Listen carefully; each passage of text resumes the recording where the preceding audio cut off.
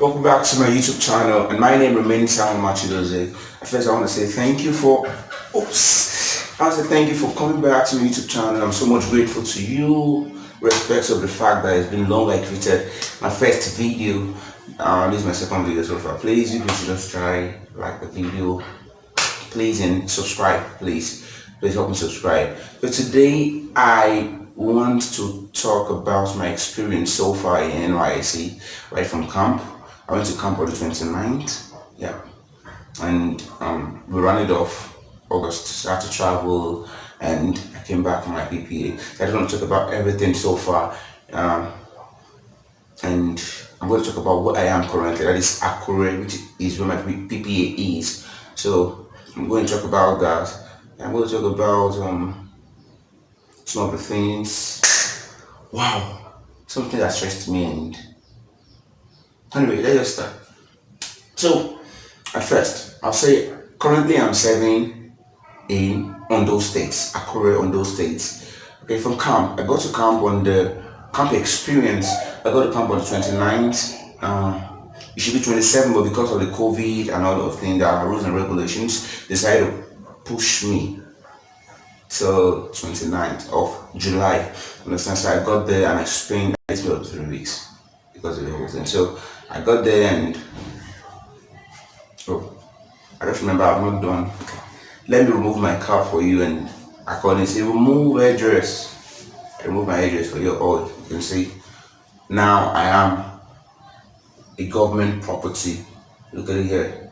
You do anyhow, you see anyhow. I'm qualified to go fight in Sambisa Forest. You understand that? I'm qualified to just to know that. Look at it. You can see the cap. You even see the t-shirt. Understand that? So don't do anyhow when you see me straight. Okay, back again.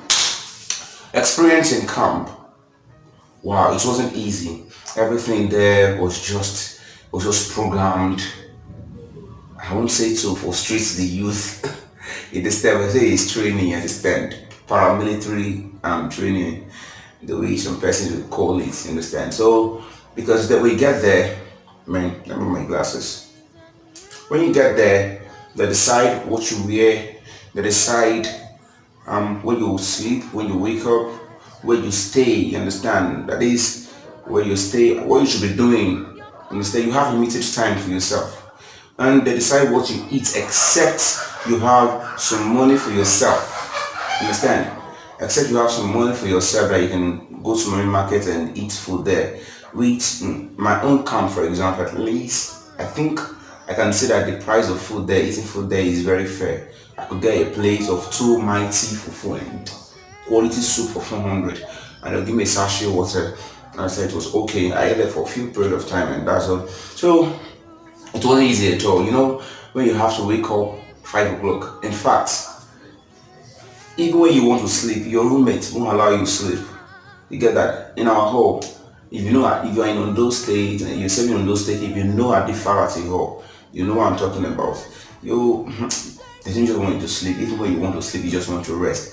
And before it is 5 or 5, that guy that blows the trumpet doesn't miss it. 5 on the dot, you just hear that funny sound. Parara, parara, parara. Understand? So that thing, as in every youth corps member who in camp then hated that sound. And I believe when you get there too, if you're yet to serve or about to serve, when you get there, you're gonna hear the sound.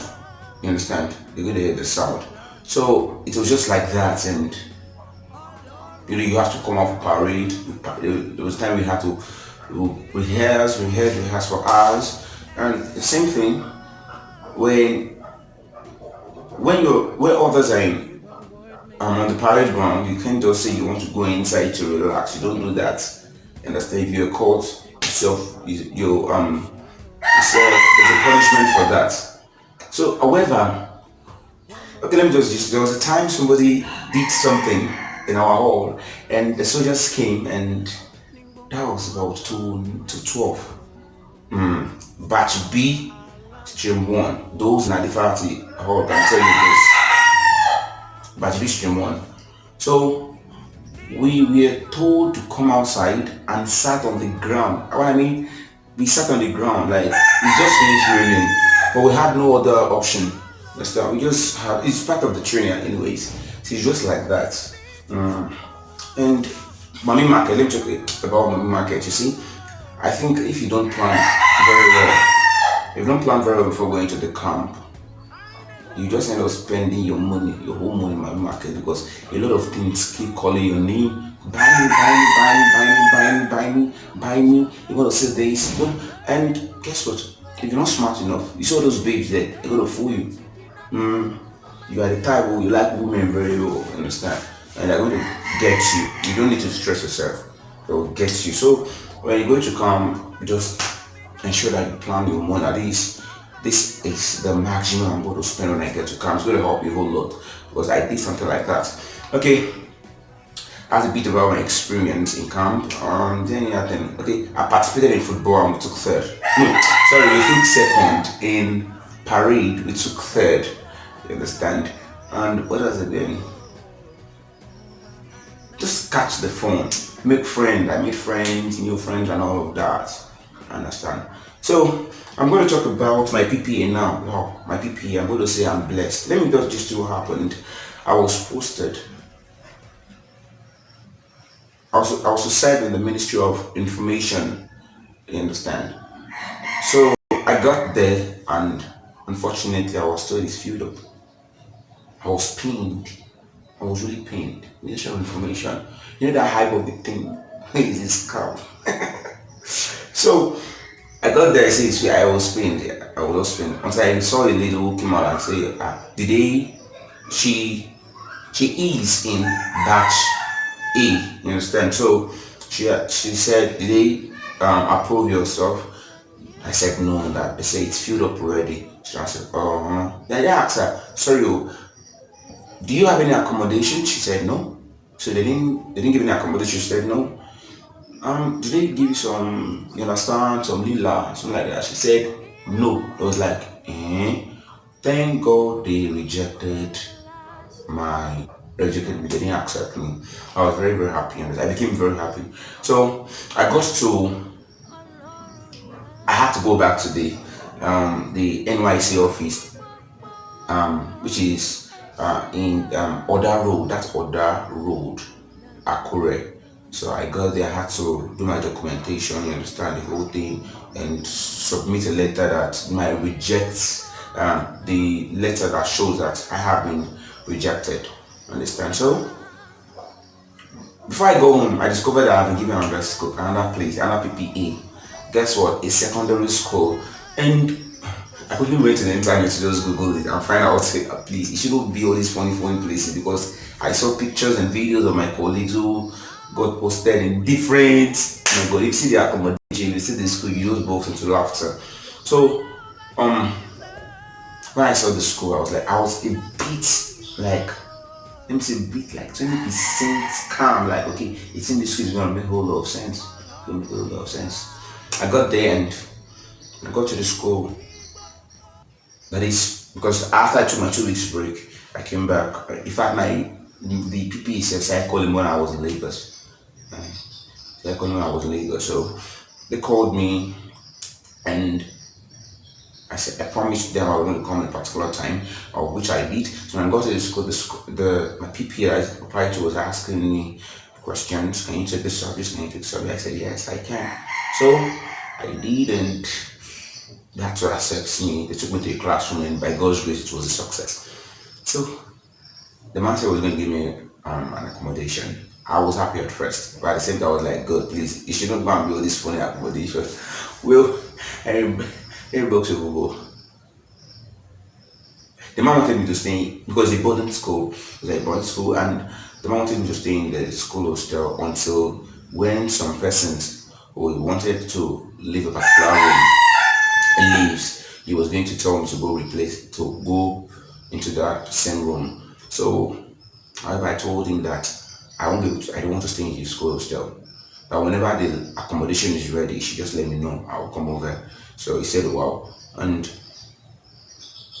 he said, okay, I was going to get my accommodation very soon. So Minutes later, he called me back and said, "You're going to have your accommodation today. Tell my security to take you to this thing." I told him where he will take you to and all of that. And I was giving him self-con. As you can see, this is just one room. I have a second room, I have my toilet and all of that. Understand? So I was very happy. I was very happy. There's water, there's light. In fact, I want to kill me with light. Like, kill me with light. As I'm speaking with you, there is light now. They don't kill with light. Let me see, this is the first place I will be experiencing 24 hours light. Like, they didn't blink. The light didn't just blink. I was sure maybe, I'm very sure that even those who work in NEPA office don't have this kind of light. I was like, what is happening? I don't understand. So I became very happy. Then I had to ask the man that, please, is there any monthly stuff for your children? The man said, so you are paid. Yes. Federal government gives you about 3,000 naira. I said, yes, sir. I like. So, say, sir, please, at least, because you don't have to plan for ourselves after your service, and we just everything include finances is very necessary. I was like, okay, you know what? Go. I'll tell you what I'm going to pay. I'll tell you I'm going to pay later. I'll do something for you at the end of the month. I was like, It was like, oh, you're not impressed. I said, sir, I'm not impressed. It was like, oh, I was like, sir, please. It took a few seconds. Then he said, okay, you know what? I'm going to pay you. You know, I'm laughing. I just remember drama in the office, and it was just like, it gets. So I was like, okay, I'm going to pay you 15,000 naira. But you gotta work hard. You gotta work hard. You don't have to give me accommodation to you. Actually need to work hard. Else you pay 10,000 naira. Man, see motivation. I know 15,000 that become big money, saying, but not all schools will give 15,000 naira. Most of my colleagues, the highest I've paid was 10,000, and that person wasn't giving any accommodation. You get that? So me, I was giving accommodation. I was given it's self con. Number two, it is very close to the school, like 10 minutes trek. Or I take 15 naira vehicle down to the place, and it's paying me. Wow, that's rich. It's rich. The school is awesome. That's how I BPA. I know my BPA. Everything. I know my BPA. I know the BPA. So I set up my PA. Okay, let me talk about Akure. Akure. Before I got my accommodation, I spent money on food like, man. I was just praying that, God, please, I need accommodation. I need to live. You know, when you I was in NCCF, Copper's Lodge, and there you're not permitted to cook. The only thing you can cook is actually Indomie. And or you subscribe, they call it subscription. You subscribe to their meal there. I think 119 naira. So I wasn't interested because of they decide what I'm gonna eat. You understand that? And sometimes when you don't want to eat what they're preparing, that means your food is wrong. So I didn't buy that idea, I didn't just like it. Some persons actually subscribe, some people subscribe morning, just morning all through. Then some persons subscribe just evening, you understand? So I did it. So I had to go out there, I'll go outside to Captain Cook. I'll go to Captain Cook. That is where I will I'll go eat. 450 took my money. They really took my money. Two wraps of mala and one meat. That's all. It was take 455 and they say a bottled water 150 naira. 150 naira. How much food did I eat? So what I do is I don't eat the food and go back to my load. I don't have strength to phone.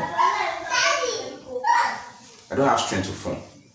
So that is just it. So and the thing about Akure is it's difficult to find mama puti here and there. It's very difficult. Around the NCF area, you can't just find food there. You can't find food there. I said you can't just find food. You can't just find these marbles of a thing here and there. It's so difficult. So it's like you buy a loaf of bread and you begin to eat bit by bit. That is, you buy a loaf of bread where it is 415 naira. Either you buy from Ceci or you buy from Captain Cook or different um bread producing components, you understand? So 450 naira around there. Don't even lie to you, right? The truth is the quality of bread makes a whole lot of sense. You get that? And that's what actually piqued my imagination was that the Chicken Republic there, they don't sell is it refilled food or refilled pack, whatever. What they sell in Lagos, we used to buy 900 to 1000. It would sell like, man. The thing this place is just strictly for big men and all of that. So that's not about Akure. Why that thing?